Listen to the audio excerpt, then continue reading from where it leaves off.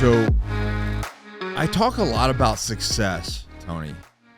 I talk a lot about success, and it hit me the other day because I take off like a couple weeks. I don't take off, but I down regulate over Christmas.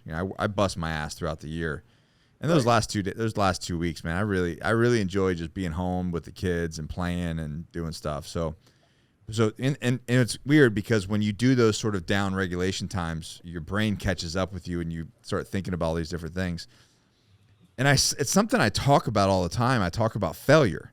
But then I get on podcasts and I want to talk about what made you successful. And I don't ever ask, like, what's your failures? So my first thing I'm going to ask you before we even get into No Fear and like a little bit about your background is there a failure that really stands out in your life that like you look back and go, man, if it wasn't for that failure, I wouldn't be the man that I am today, or I wouldn't have the success that I have today? Because failure's hard, and I've had some big ones that in the moment they feel like this is it. I've lost everything. But then you look back and you're like, well, shit, if it wasn't for that failure, I wouldn't have the opportunity that I have today. So anyways, do you have one of those? How long's the show? Because I got way too many, and I don't know. I don't know where to start. I've started. I was just doing a rant in one of our courses. My main business and passion is teaching people how to manage fear and violence, and I'm always trying to find ways to help them reframe and understand where to get education from, where to get, like, I just did a post called The Accidental Mentor, where you look at something and it could be a picture, it could be a meme, it could be a podcast, and you find yourself thinking about that over and over again. Well, that's an accidental mentor, but at the end of the day, you're the teacher and you're the student, and life's the lesson, and it's that perspective, right? And so, man, there are so many things that have dropped me to my knees, right? As the metaphor goes, where I got dropped and you're lying there and you're like, this is it. I will say this, it has never occurred to me to quit in any of those failures, but there were dark holes and rabbit holes or caves where the negative self-talk is, I'm fucked, I will never get out of here. Like, why has this happened to me? And as you get older, just for perspective, I'm in my 60s now, and there's things that I go, oh, and I wish I'd known when I was 20 and 25 and 30, because I can tell you, I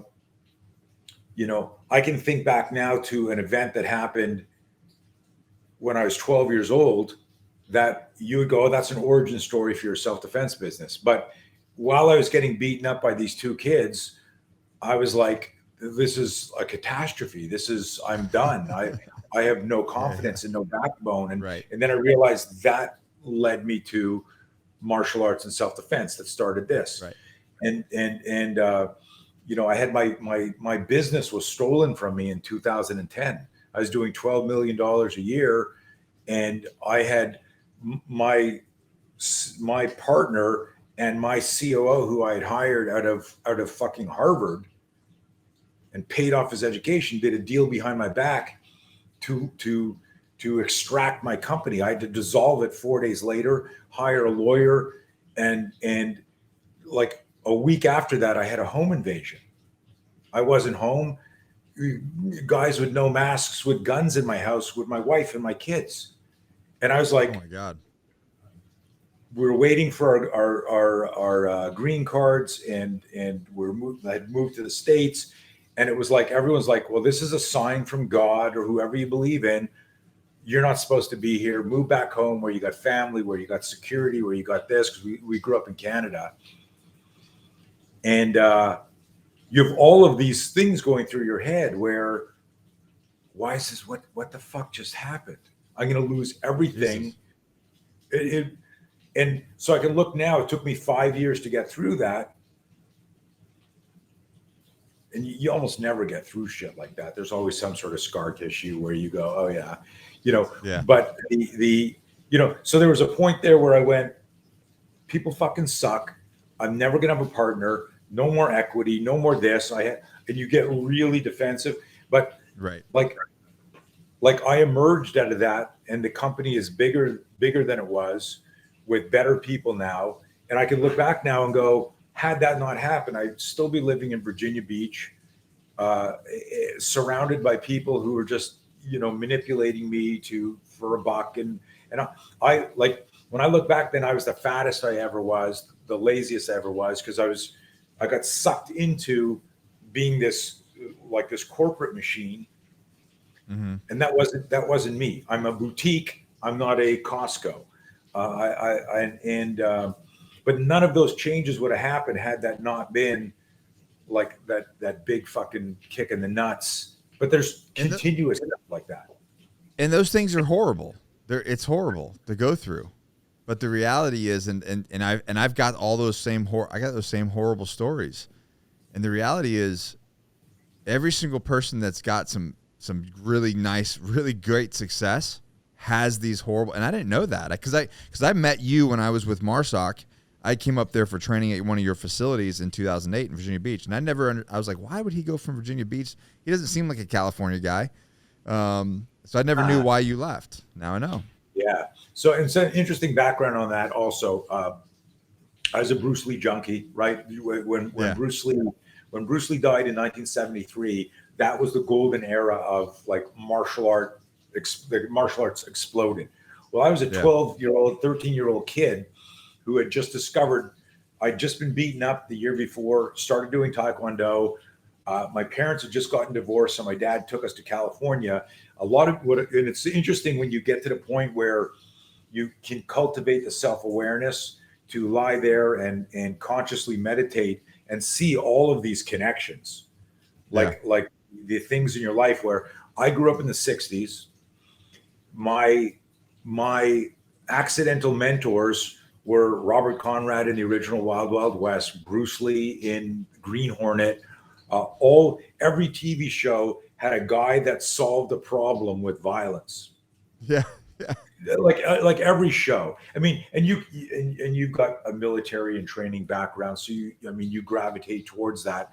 But it was like if I watched something on TV, and the choreography back there was so bad, right? But if I watched something on TV, there was a bad guy who got a fucking judo chop in the neck, and that was the end of the show. Or Robert Conrad punched him and he fell down, or somebody got shot.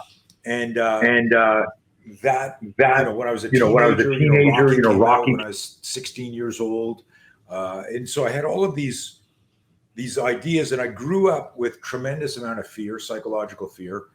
I was a really good athlete, but for some reason I was always super afraid of how I'd be perceived, how this would turn out.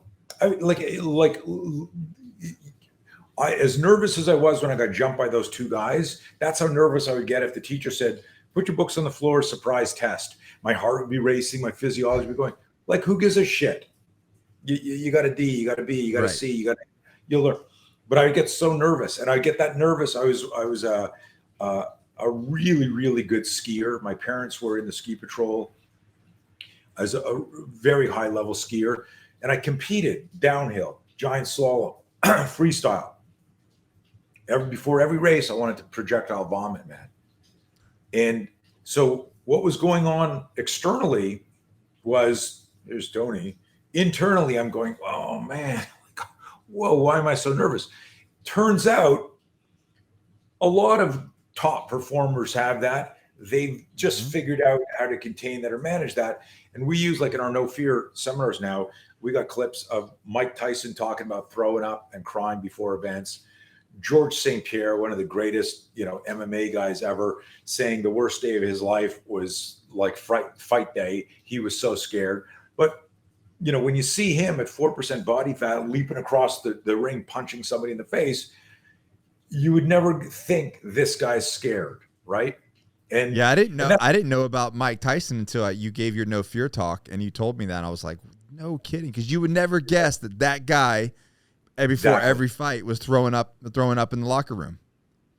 Yeah, and it's so, like, that all fascinated me, and when I started teaching, I loved coaching, I taught tennis, I taught skiing at young ages. And so when I started teaching self-defense, it wasn't like, geez, what am I going to do? Oh, I'll teach self. I was a shipper at my dad's factory making $4 an hour. And this is, you remember the meat scene with Rocky in the original Yeah, Rocky? of course. When he's Of hitting the course. sides Yeah. of meat, right? Right. So we would get these big boxes. My dad's company, he's ladies clothing importer. We'd get these huge boxes from overseas that were really, really thick because they had to, travel by freight, by month. So huge boxes. You could stand in them. They were huge, but you could hit them and really nail them. And if you hit it clean, your knuckle would perforate it. It would give you a pop. Well, I'm like 19, 20 years old, working in the shipping. We'd unpack the shit. Well, I've been doing martial arts now for at the time, I guess 8 years straight. A fanatic. I would roll out of my bed.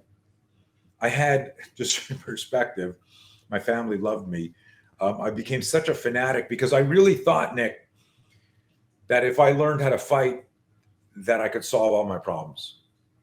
Like that was the connection to the 60s. Like all these type A alpha males, solved everything with violence at the I end mean, of the that TV was show. I grew up with 80s action movies, Rambo and Commando. And so I thought the same thing.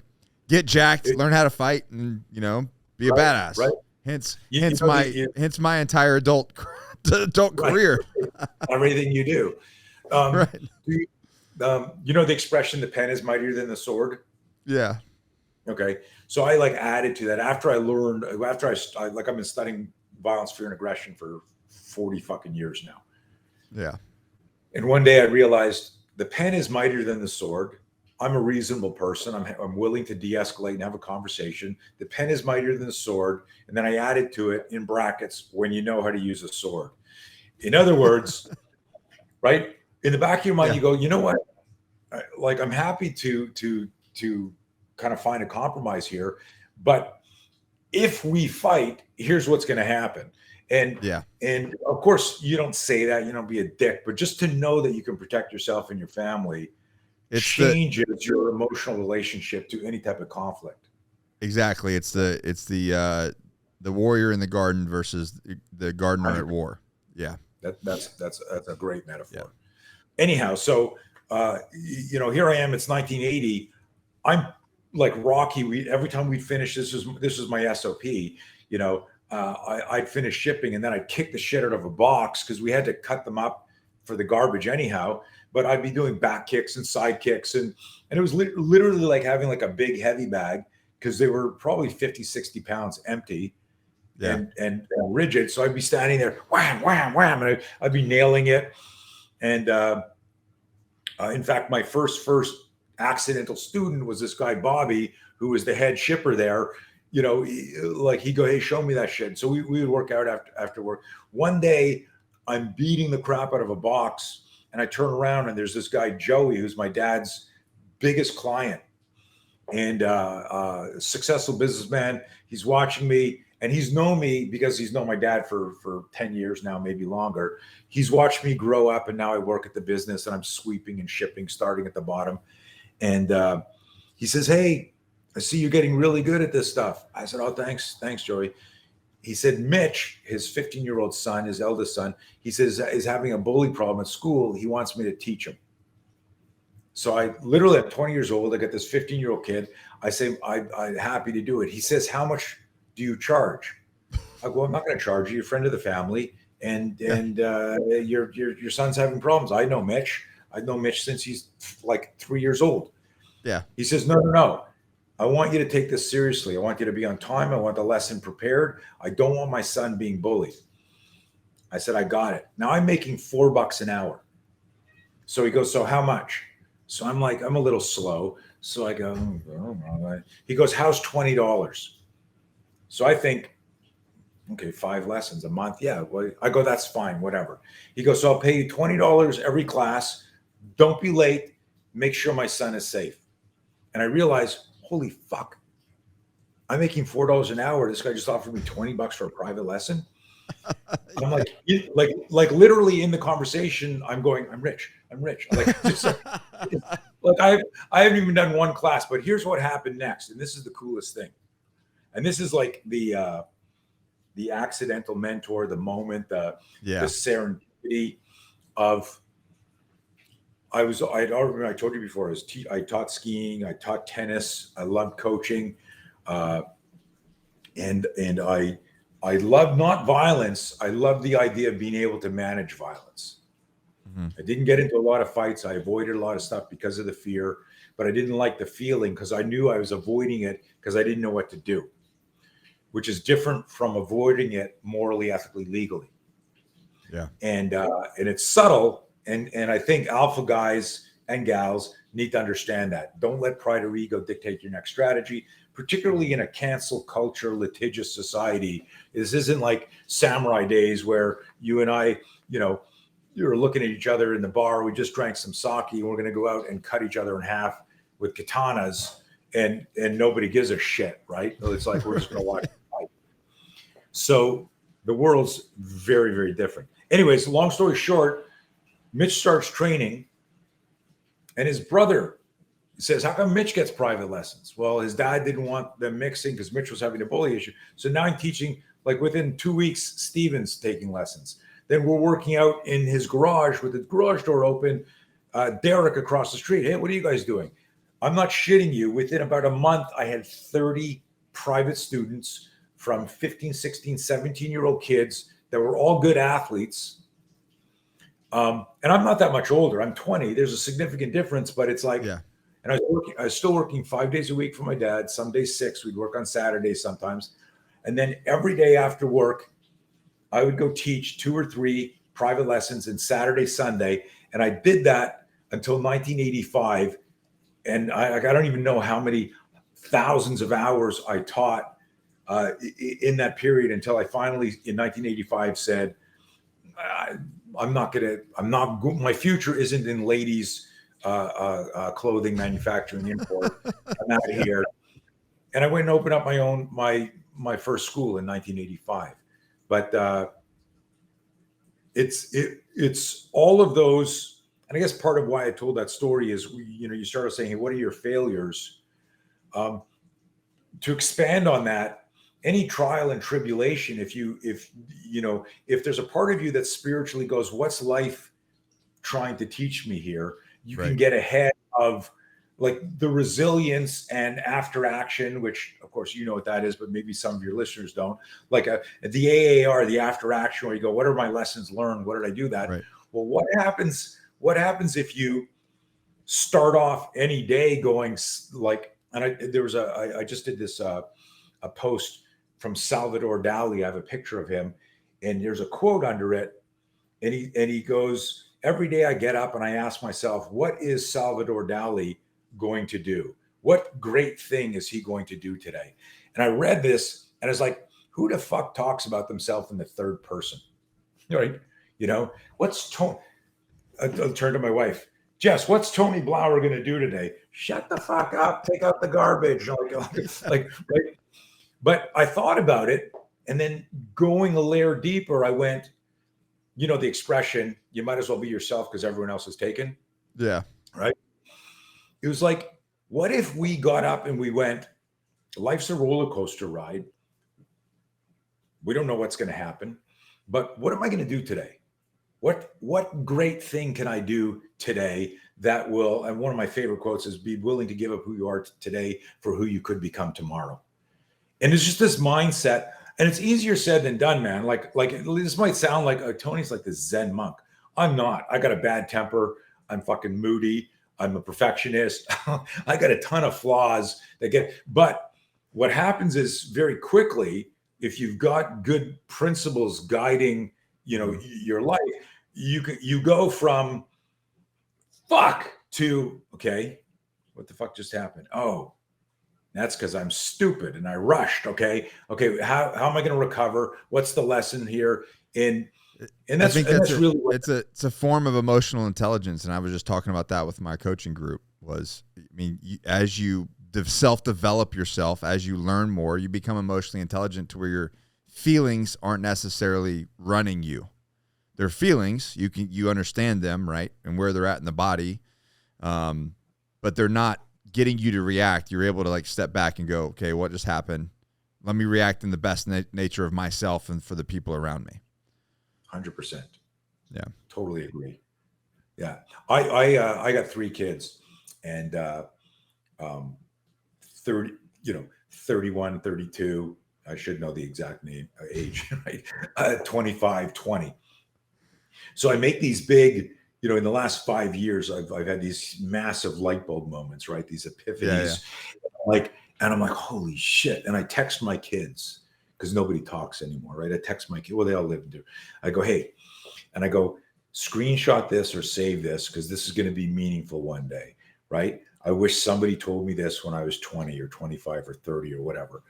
Mm-hmm. And then I send it, and then I start laughing to myself right away, going, if my father sent me anything like this when I was 20, I would be polite and respectful. I'd go, thanks, Dad. But I'd be going, what a fucking crazy old man, right? And so I do what I need to do as the dad, but I also have the ability, and that's that self-awareness. Yeah.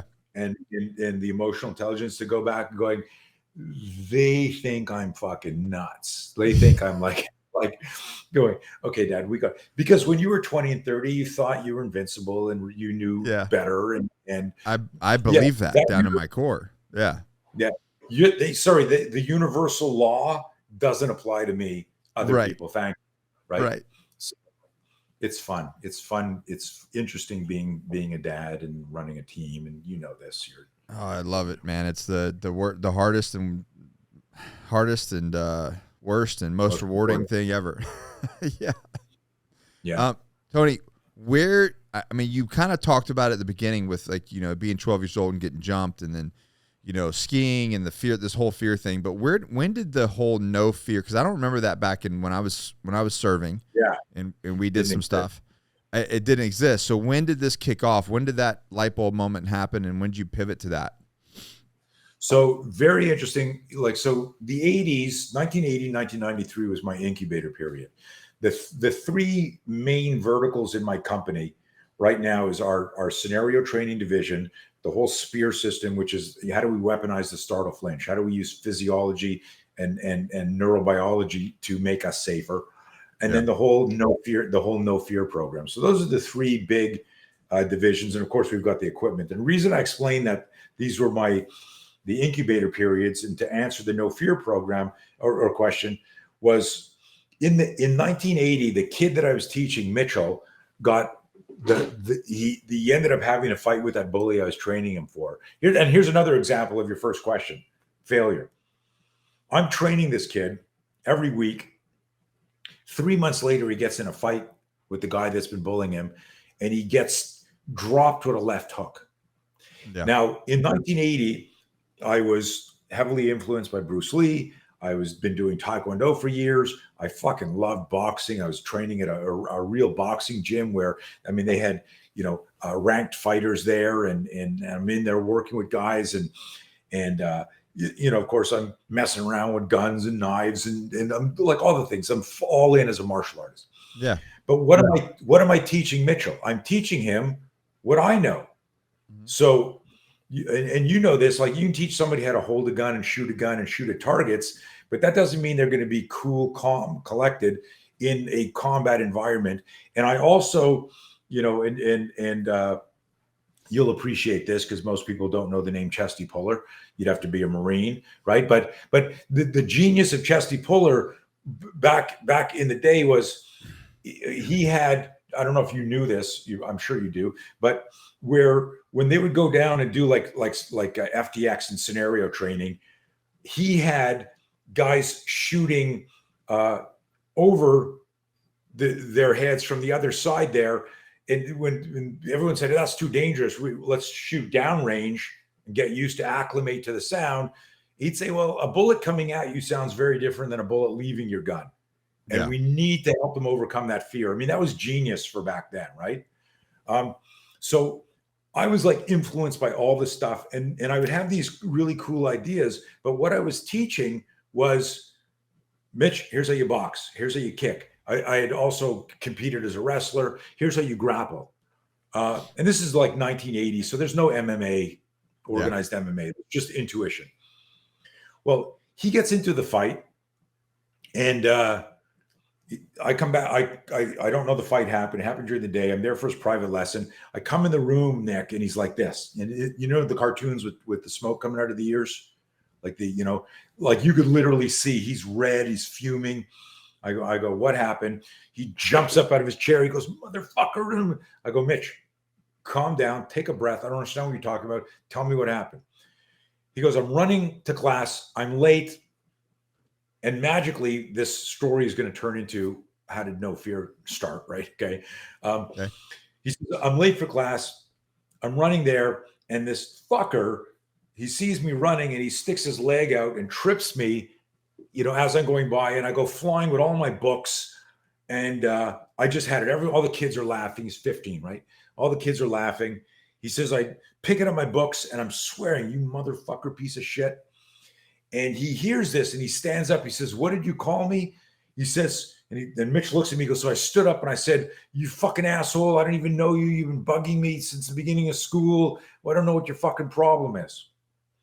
And I say to him, and then what happened? He goes, he shoved me. I go, okay. He goes, well, I said, what happened next? He goes, well, you told me like no sucker punching, legit fights. And so I grabbed the guy and I slammed him against the locker bank. And I said, don't ever put your hands on me again. And which was ironic because he had his hands on him, right? Yeah, right. Yeah. It's that emotional anger thing, right? I shove you and you go, fuck you, man. And that's how most of those ego-fueled fights start. Right. And so Mitch says, I've grabbed him and I'm telling him never to touch me again. And he says, and Mitch looks at me, he goes, he sucker punched me and dropped me. And I'm like, well, Mitch, why didn't you bob and weave? Why didn't you check it? Why didn't you parry it? And he literally looks at me, Nick, and he goes, he looks up and away to visualize the fight. And he goes, well, I had my hand here and I was holding all my school books. And in that moment, and you as a guy who's scrapped, who's learned how to fight, like if I told you, let's box, but hold these two glasses in your hand while we box, how soon till I punch you in the face, right? Like right away. Yeah. Because and we tell people, never compromise your hands. You're in a fight, you need your hands, right? But in that moment, I was only 20, it was 1980. I love telling this story because I literally I said it was like the god of self-defense hit me with a lightning bolt. And I went, oh my God, we teach self-defense wrong. And I said it plural as a 20-year-old. I meant like, because I've been studying martial arts for almost 10 years now, reading every book. I'm like a nut, and they all start with how to get out of a headlock, how to do a gun disarm, how to stop a knife with an X block, how to parry a kick, how to slip a punch. And the insight I had, and I explain it very, very differently now, the insight I had was we don't work on the emotional, psychological buildup to the confrontation. And now I can explain everything from a neuroscience to the neuron signal speed, to the neurobiology of the startle flinch, hijacking executive function, blah, blah, blah. I can explain all that nerdy shit. But back then I just knew we were starting self-defense too late. Action's faster than reaction. If I say to you, Nick, you're a good athlete, get ready to block this punch. By the way, what's your dominant side, right side or left side for you? Right. Which one? So, and I throw a slow punch here and I just hit you in the face because I got you thinking and answer your question. My right side. Oh, fuck, wait, I wasn't ready. Because how we spar is you have a mouth guard. Yeah. Okay. Tap gloves. Hey, let's just go light. Okay. We communicate everything we're going to do, whether we're doing jiu-jitsu or kickboxing or whatever. And even though some of the sparring we can do can be dangerous, there's what I call ACP, awareness, consent, and preparation. It's not a surprise. And that changes everything. But real violence is always a surprise. First your emotional, then your psychological, and then your physical systems. And that can happen really fucking fast. Violence loves speed. Mm. So what I realized in that moment was, holy shit, I prepared Mitch incorrectly. I was teaching him how to spar in the street, which is not the same as self-defense. And that's the big mistake.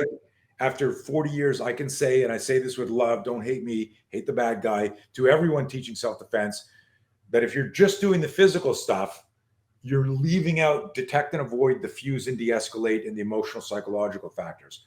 Long story short, I say to Mitch right away, are those your books? Like right away, I knew what to do. He goes, yeah. I said, grab your books and grab me exactly how you grabbed him, and let's reverse engineer this.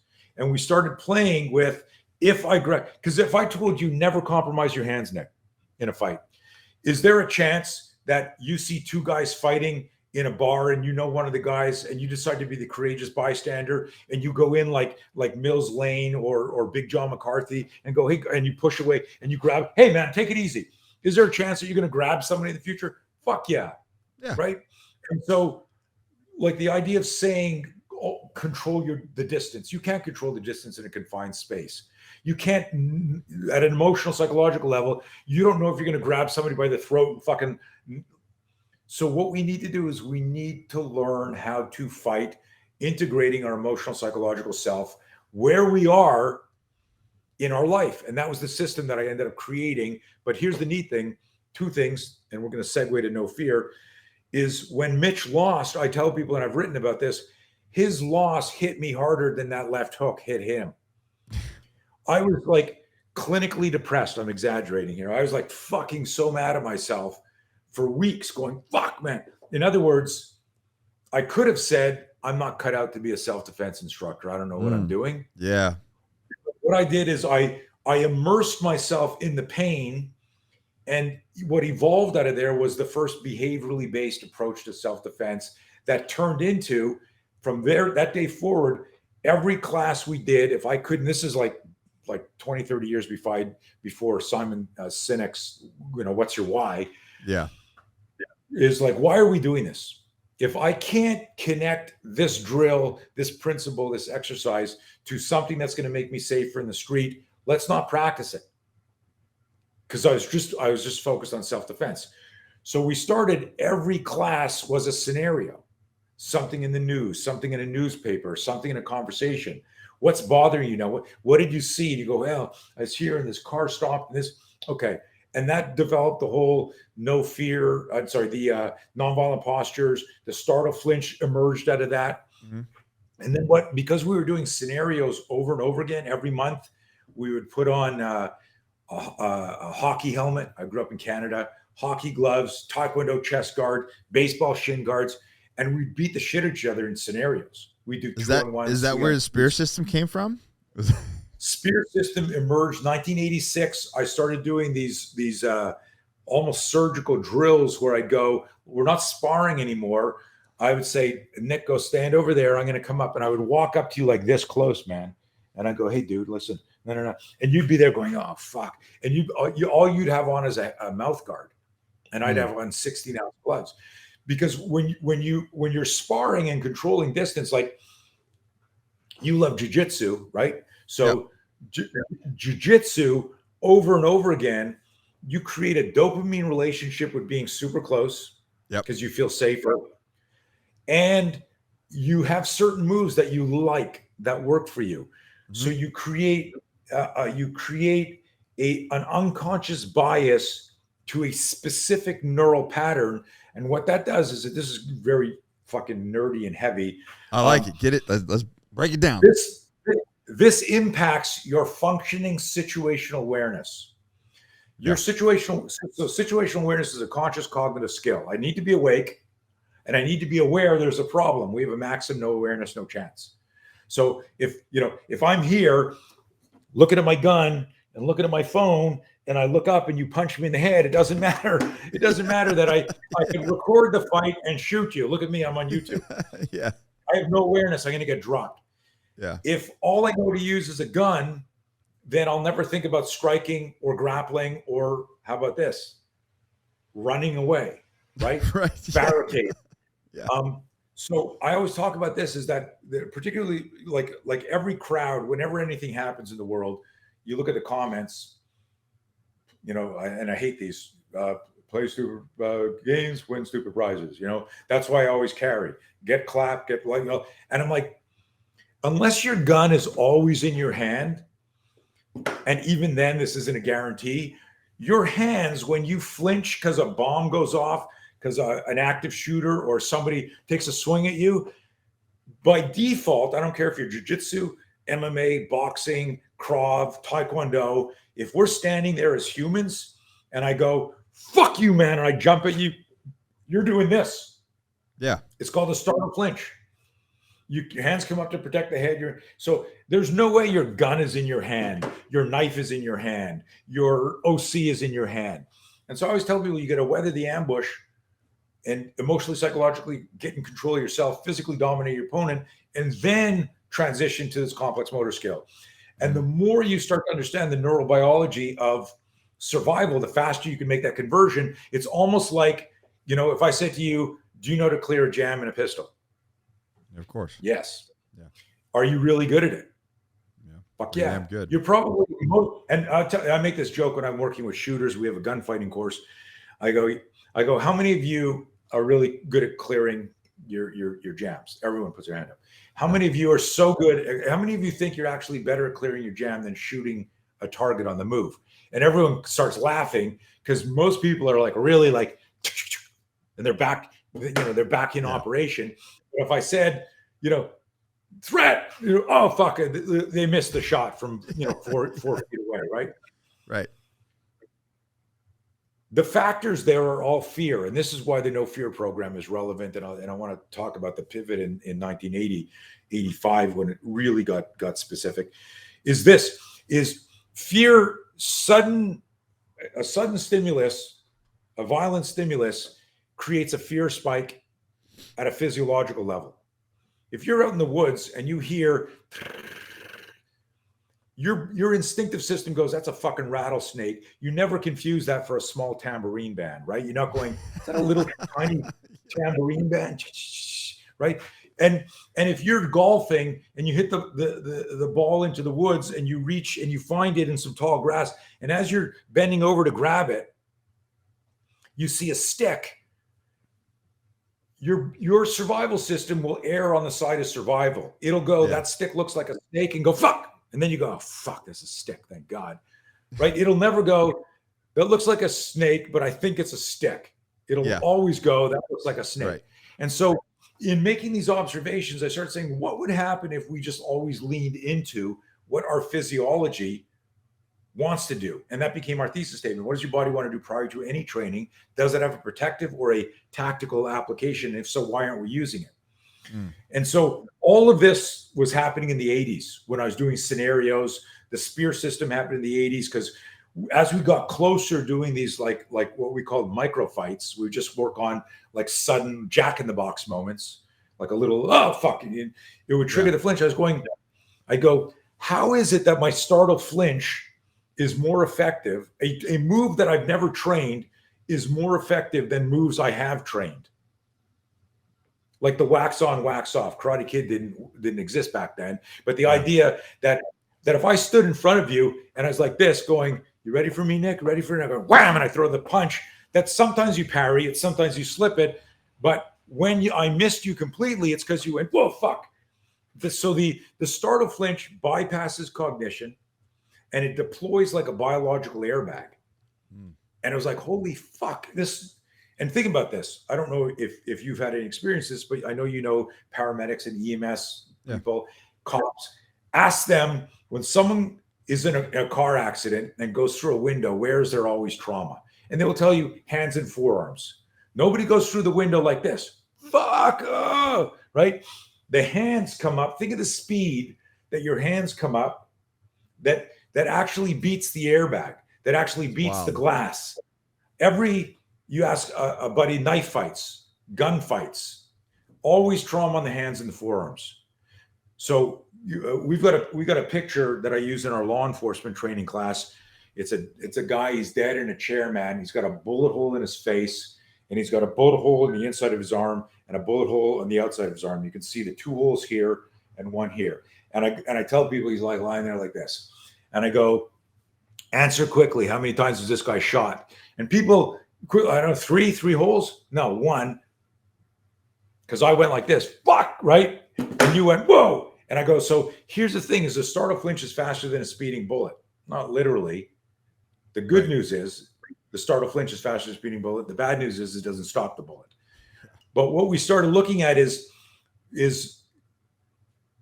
we're getting in, I'm starting to do a self-defense seminar here, which is fun, right? We talk about the 3 I's. Remember I said earlier, like this is like the first behaviorally based self-defense system. Truly, I'm integrating science at every level. 3 I's, instincts. I said with the snake golfing analogy. Mm-hmm. If you think you're about to get hit by a bullet, by a fist, by a knife, by a snake, your body prepares for danger, but you're not thinking. Like, how many times have you flinched in your life? Thousands. Who knows, right? Yeah. But can you recall ever saying to yourself, holy shit, that's coming at my head really fast, flinch? No. Like, right?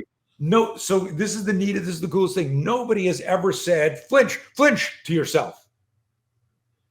So flinching is a non-conscious, unconscious response that your survival system deploys independent of your conscious cognitive situational awareness. In fact, if you're moving through a house and all of a sudden you go, what the fuck? And you turn, you didn't see something, you felt something. Your intuition. So this is what we've done is we blended instincts, intuition, and intelligence.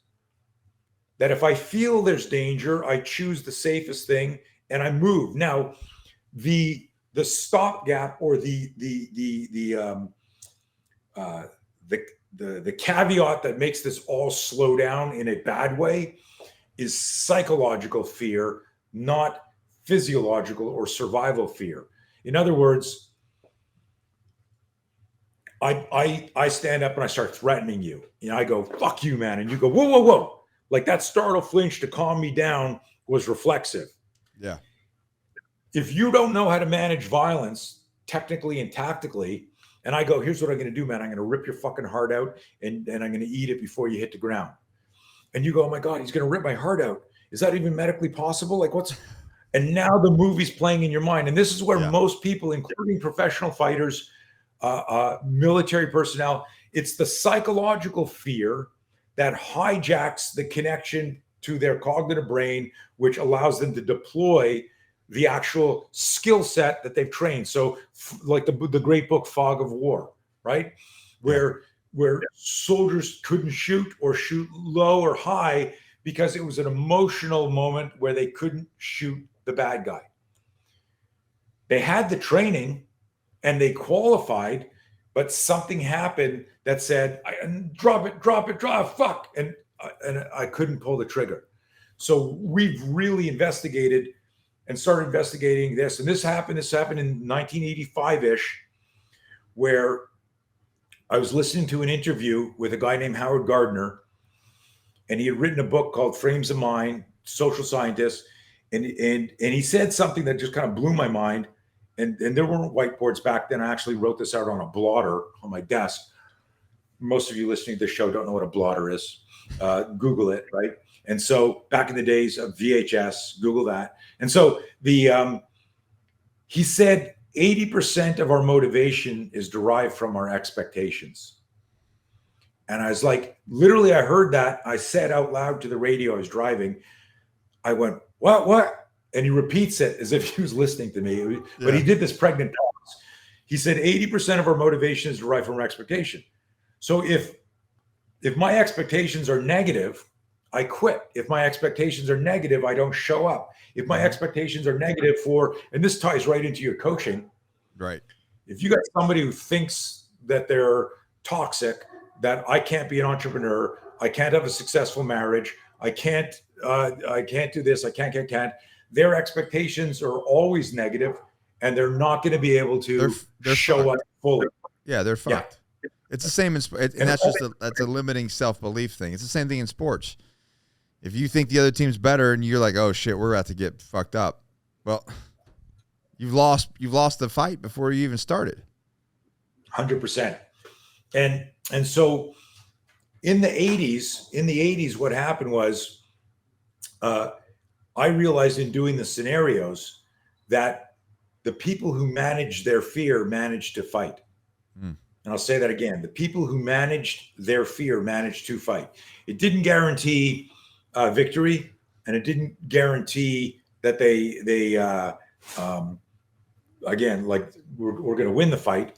But what it did is it guaranteed they were in the fight. And you know this from like even losing fights. If you're in the fight and you fight hard, you leave it with your dignity and your self-esteem intact, and maybe even bolstered, because your resilience, people don't understand the power of resiliency. Right. The unfortunate thing about resilience is you need to go through shit to become more resilient, like an emotional callus.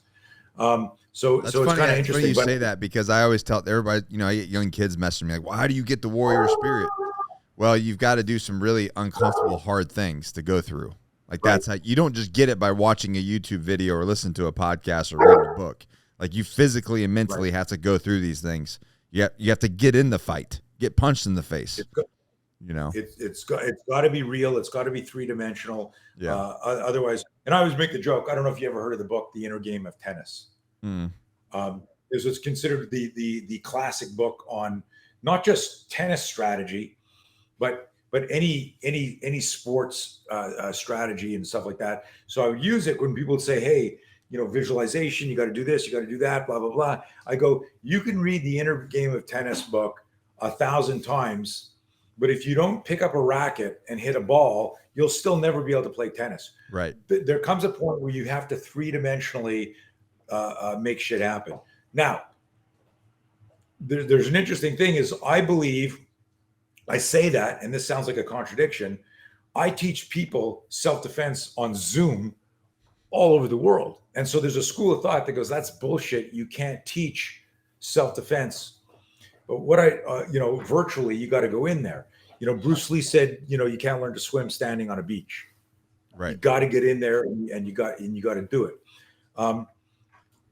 What I've discovered in going back to this whole no fear thing is this, that if I push you in the water, you'll either sink or swim.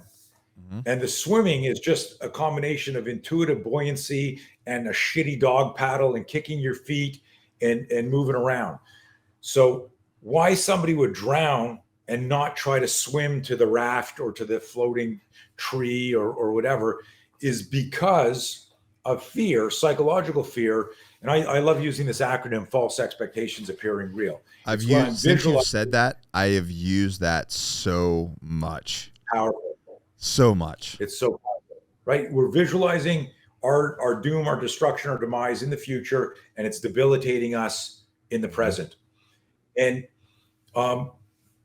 so I believe that, and this became like right now, so we've got ground fighting, gun fighting, operator course, multiple assailant stuff, all these things, some really cool stuff. And you know this, how we met. I work with tier 1 guys all over the world. I got a training team. If you said to me, you can only teach one course the rest of your life, you got 20 amazing courses. What's your favorite?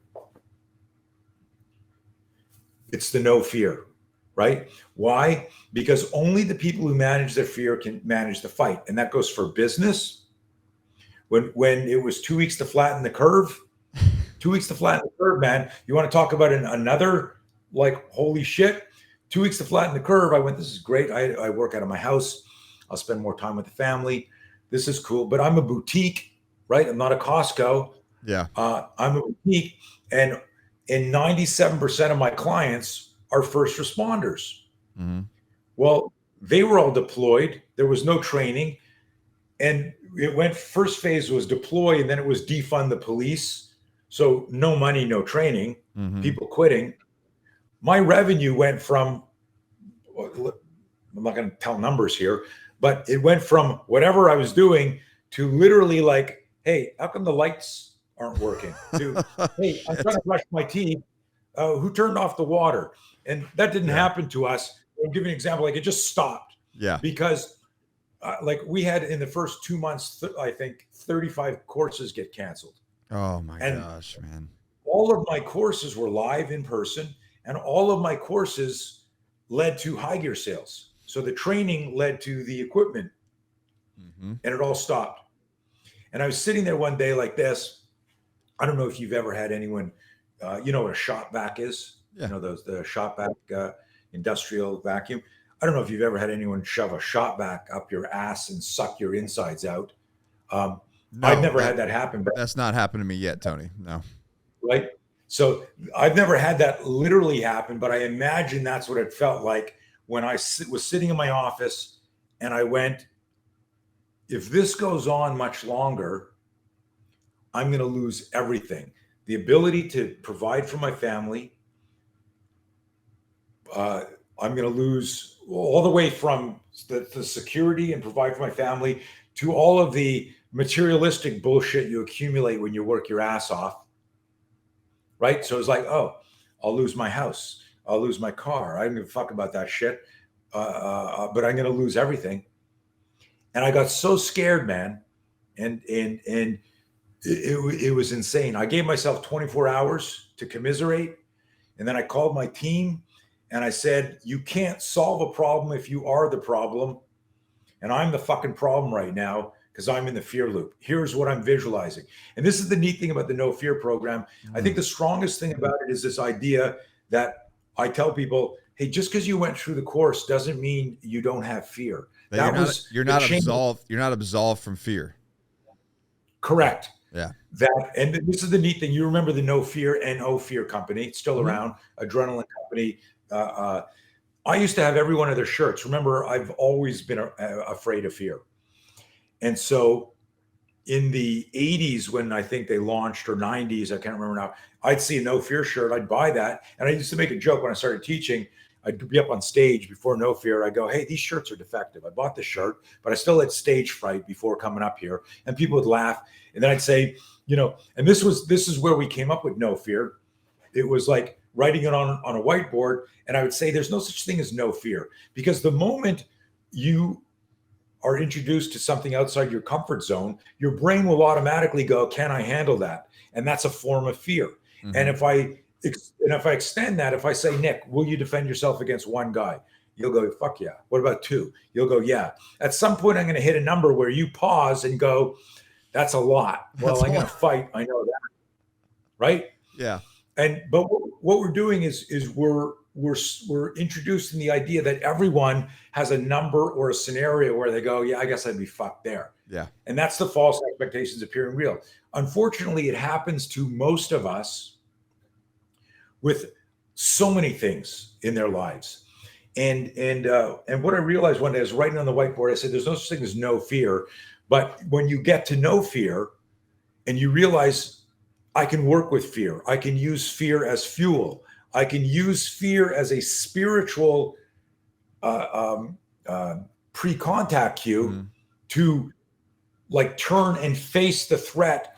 And hopefully it's coming at me super slow that I've tried to YouTube and call my mentor and go, what do I do here? Right. And that's really where it's expanded to, that now there's corporate application and No Fear teams and No Fear family. But it started off with, how do I manage fear in a sudden violent encounter? Because if I don't manage the psychological fear, I can't access my complex motor skills, be it jiu-jitsu, boxing, shooting, whatever it is, because I'm stuck in the fear loop for what it could be a nanosecond and the bad guy's already moving.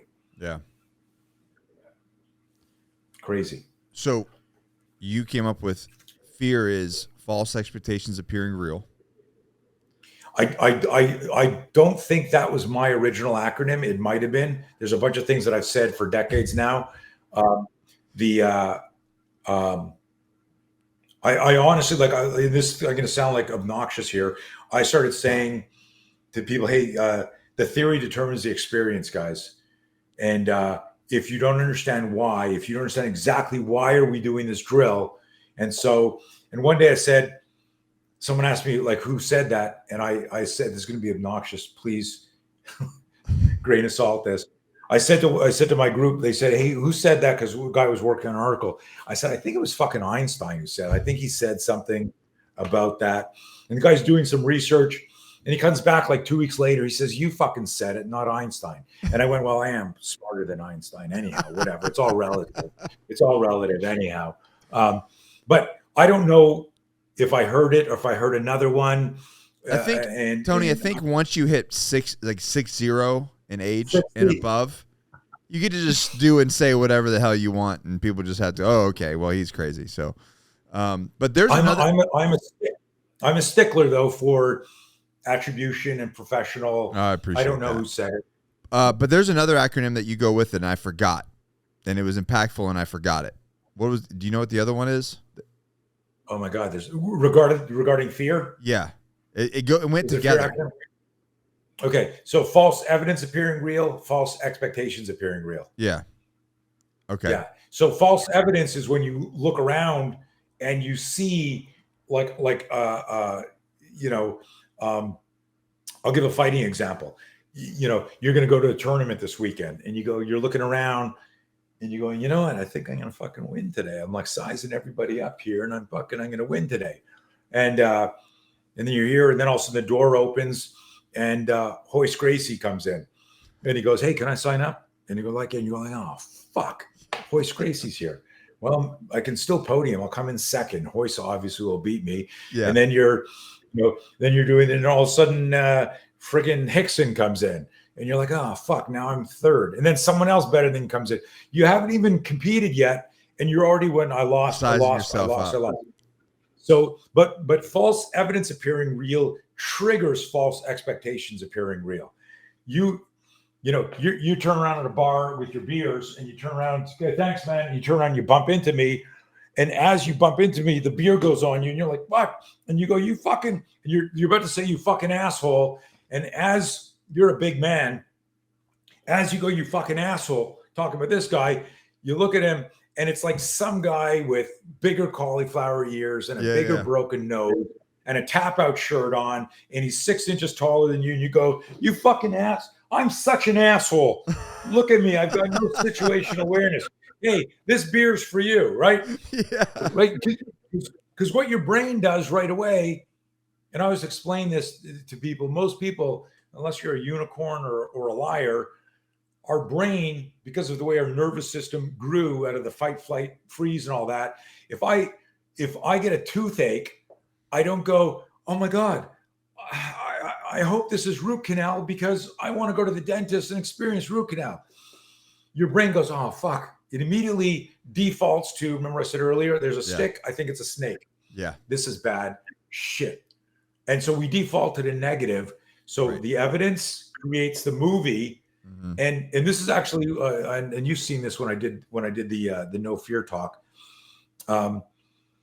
We are the producer, the director, and the casting director of the movie in our mind. And we've cast ourselves as victim number one in our own movie, which is an insane concept, but it's also an insanely powerful metaphor that we often will sit there like this going, fuck, the fuck am I going to do? And what you're doing is you're playing this movie where you're getting your ass kicked. And you need to cultivate the self-awareness to go, why am I visualizing an event in the future where I'm losing my business, my marriage, this fight, whatever it is? Why am I doing that? And it's okay to contemplate it, but not forever. So fear spike creates doubt. Doubt creates hesitation. Hesitation creates procrastination. That happens so fast. Ding, ding, ding, ding. The self-awareness piece is, whoa, stop this movie. This is not happening. What is fear asking me to study, research, or do right now? And then that's where things. Let me tell you a quick story. So I had a jiu-jitsu competition, and I was probably I think I was pretty close to getting my blue belt. So this is a white belt tournament. So this is just a bunch of grown men in their 40s that have no fucking clue what they're doing, fighting each other, right? And so I'm like, I'm pretty confident, because I'm pretty close to that level. So I'm, all the white belts that show up in my age bracket, if I'm, closer to my blue belt than they are, then I should be decently good enough. Tony, this massive human being walks in. He looks to be probably, maybe he's like 45. I mean, neck tattoos, covered in tattoos. Like, I'm covered in tattoos, but there's a difference. He looked like a like a massive, in-shaped, jacked, ripped biker. Like the guy looked like he had been grappling and punching people's faces in since he was 5 years old. Right. And he walked by me, and my wife's there, and she goes, "That's the guy that you're going to compete against." And I looked at him, and I said, "Fuck." Immediately. I'm like, this guy is just going to ragdoll the shit out of me. So knowing what I know and listening to you and, you know, my experience in special operations and everything I know about, I meet in self-belief. I immediately removed myself from the situation. I went into the room next door, put my headphones on, like some fucking cinematic, you know, gladiator music, and I just started my warm-up. And I literally, and this is cheesy as shit, and I get it, you know, I said, I basically started this mantra like, you're the best in the fucking world.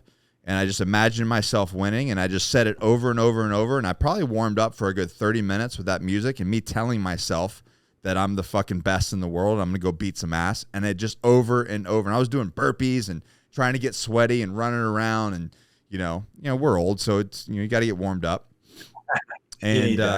And I went out there, and of course, this is the kind of guy he was. And he's a great dude, great father. We became friends afterwards. We'll probably train together in the future. But, you know, we slap and bump, and he's like, strength and honor. And I'm like, shit, this guy's over the top. Oh, gladiator. Yeah. He's like, strength and honor. But, you know, I went in there and I almost put him to sleep. You know? Nice.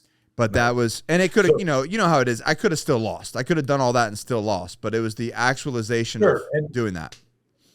But so what you did there, like if you went, hey, decode this for everybody, you managed your fear. You got the fear spike, but your self-awareness said, if I stay in the movie of this guy's a biker, and you know what? He's probably also a serial killer too. Nobody's caught him yet.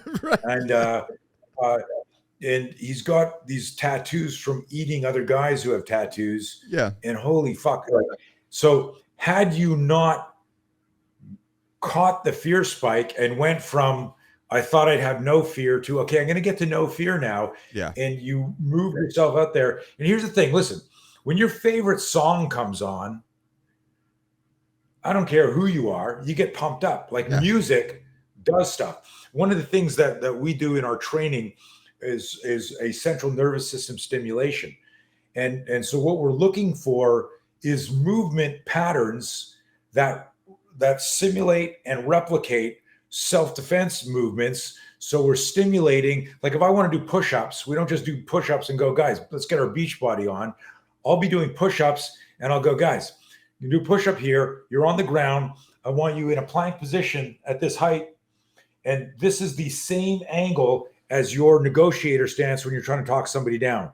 So I'm making a neurological connection to the plank position as creating the fitness and the strength and the stamina for, hey man, back off. Let's, you know, and then when we do the push-up, guys, instead of bringing yourself to the floor, I want you to see the floor moving towards you as somebody charging you, and you flinch backwards because that's what happens.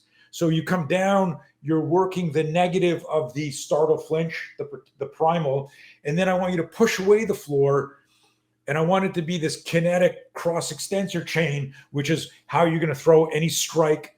It's your extensor chain. It's not your flexor. Yeah. So we break it down so much that somebody can do 10 push-ups and do 10 push-ups with us, and they're out of breath. But what they're doing is tactical push-ups and a central nervous system stimulation. So when we stand them up to do a scenario, or you decide, oh, you're going out tonight, and you know, you just want to, you know, get your brain ready because you know you're going to a bar, and you do like 10 of these slow push-ups, it creates anchors in your body that if some guy bumps into you, that you're like, hey man, I'm in trouble. But your brain knows I'm ready to go. It's stimulated. So you did all that in the room there, warming up your body. Like a burpee's a sprawl, right? It's not just doing the burpee. It's like if this guy shoots, I'm going to move down, right? You know what you're doing. The combination of music was amazing. The self-talk was amazing.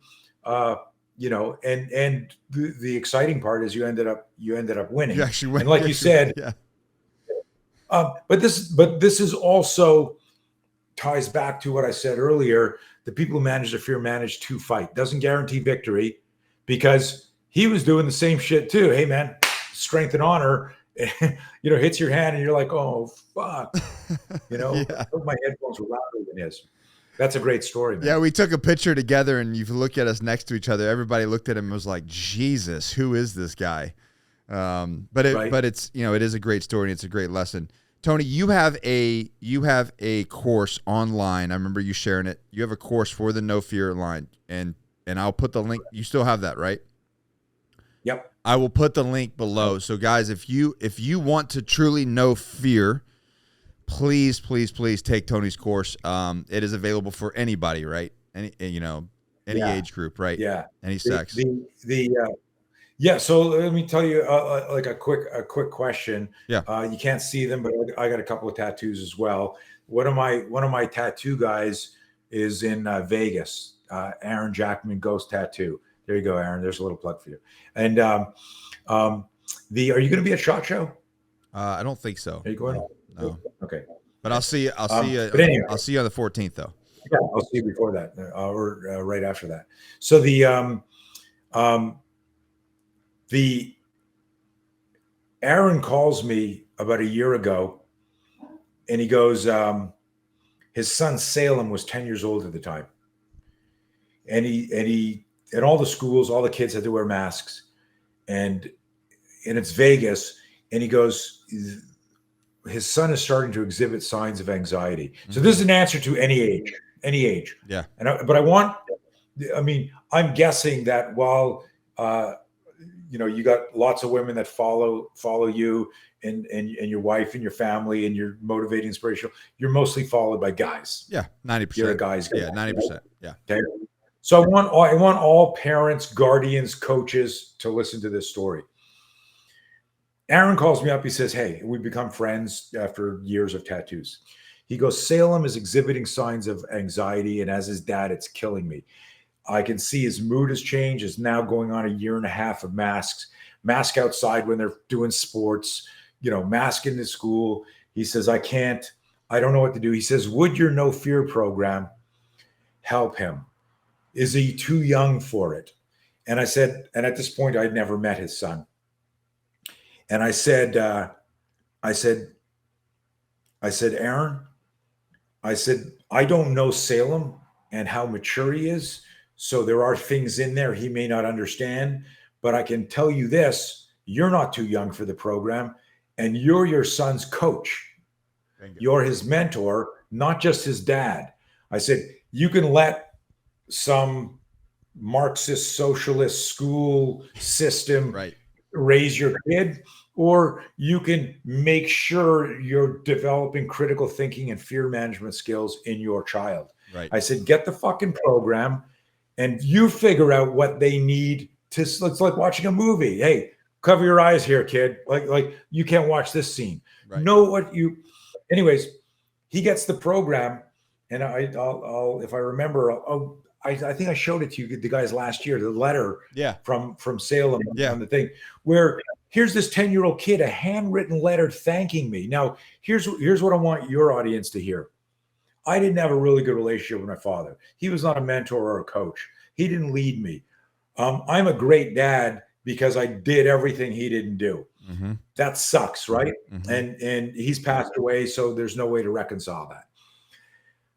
When I read this letter, so I sit down for a tattoo, and Aaron goes, oh shit, Salem wanted you to have this. And he gives me this little letter. You saw it. This little letter, dear Mr. Blauer, I wanted to thank you for the No Fear program. And what I really, one of my favorite lines in our program is, you can't be brave if you're not afraid. Mm-hmm. Most people don't realize that the main ingredient, if not the only ingredient in bravery and courage, is fear. And that's a huge reframe. Like, most people don't think, like, the only way I can be brave is if I am afraid. Otherwise, if I'm not afraid, what I'm about to do doesn't take any courage. And it's so subtle. And he goes on just thanking me. Literally, man, I say this to you. I'm sitting there. I start crying. I'm in this private tattoo shop. Tears are running down my eyes. Aaron starts crying. And why I'm crying is I go, first of all, immediately I'm starting to think about my dad. Right. And I'm thinking, here's the father and son watching and listening to videos about managing fear in life. And I'm thinking back to me as a 10-year-old wrestler, as a 12-year-old getting my ass kicked. At 16 afraid. years old, I wanted being afraid Yeah. to ask Lucy to the prom, all that shit. Yep. So yes, it's for everybody. And of course we do, live and all that shit. But most people, I realize most people can't get to me and get access to me. So we recorded a digital version of my like kind of level 1 presentation on this. It's great. You guys go check that out. Tony, where can people find you? We'll put the links below, but where do you hang out the most and share the most content? So I'm on LinkedIn, I'm on Twitter, I'm on Instagram. Okay. I'm of course shadow banned like a lot of us. Our reach is throttled. But hey, we're all talking to each other at least. We're on our own club. Right. Yeah. So I'm in all those places. So wherever you are, if you're on Facebook, yeah. I'm on Facebook as Tony Blauer. And but my main website, if you're interested in what we do, like if I can help you out in some way or you're interested in whatever we do, is go to BlauerTrainingSystems.com. That's our main landing page that will take you to High Gear, our self-defense training, our no fear program, and coaching stuff. Perfect. Guys, listen, if at a minimum, everyone should take the no fear training. That's a given. Tony, thank you so much for sharing. And I look forward to hanging out with you on the 14th of the Squire program. I will see you soon. And as soon as possible, you're on my show. I need to introduce your mission. I think that's coming up soon. Yeah, it is. Dates. Yeah, I think in like a couple weeks. All right, guys. Okay, buddy. Screenshot this. Tag Tony. Tag myself. Share this with people that need to hear it. You might just save somebody's life. We'll see you guys in the next episode.